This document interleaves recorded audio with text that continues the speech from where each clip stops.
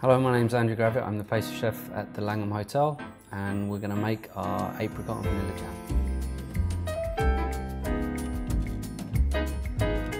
To start off with, we've got water and glucose in the pan. We're just going to add some sugar. And then we're just going to add vanilla pod. We've scraped the seeds out, and you tend to find anyway that there's more flavour in the pod. And this is going to cook, this syrup is going to cook to 135 degrees. And while that's cooking, we're going to prepare the apricots. So the apricots, we've just halved them and taken the stones out, and we're just going to put them through a vegetable cutter, a grater on a food processor. If you don't have one of these, you can just run them through a normal grater on the biggest cutter. And the reason why we're going to grate these or cut or slice these is that we want them to be small in size, so that when we add to the sugar syrup, they will absorb the sugar very quickly, they release their water quickly, and in theory, around 5–10 minutes, the jam should be cooked, giving us a jam that's full of flavour. The colour should be vibrant orange in this case. So we're going to put these apricots in the food processor with the grater cutter to make those fine filaments of apricot.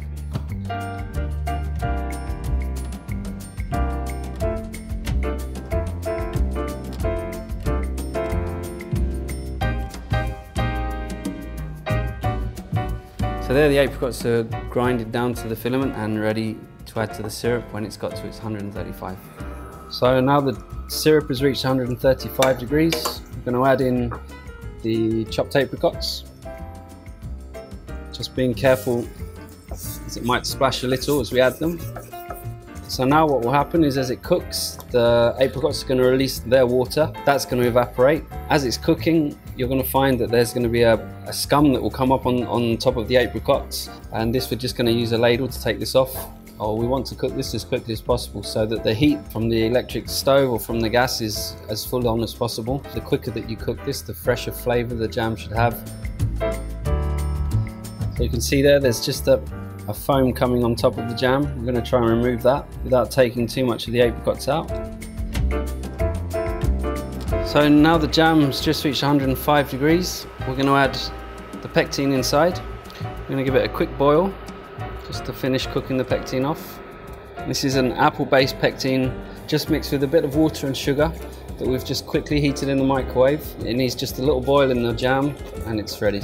And also, when it comes to the acid, different fruit will need different quantities of acid for the pectin to set. And in the case of the apricot, it's a fruit that has a medium amount of its own pectin, and it needs a certain amount of acid to set it. And you'll find that with different fruit, you'll have different sets. So for different fruits, you'll need to have different amounts of acid. So there the pectin's cooked. I've turned the heat off, and I'm just going to add the acid to finish it. Mix it in, and then the jam is ready to put into the jars. So now we're going to put the jam into a jar. If you're planning to keep these jams for a long time, it's important to heat the jar in an oven, in a dry oven around 100 degrees, just to kill any bacteria. Put your jam in the jar as hot as possible, so ideally as soon as it's been made, to go directly in the jar. And here you need to leave about 10% of air in the jar, and there's your jam ready to serve.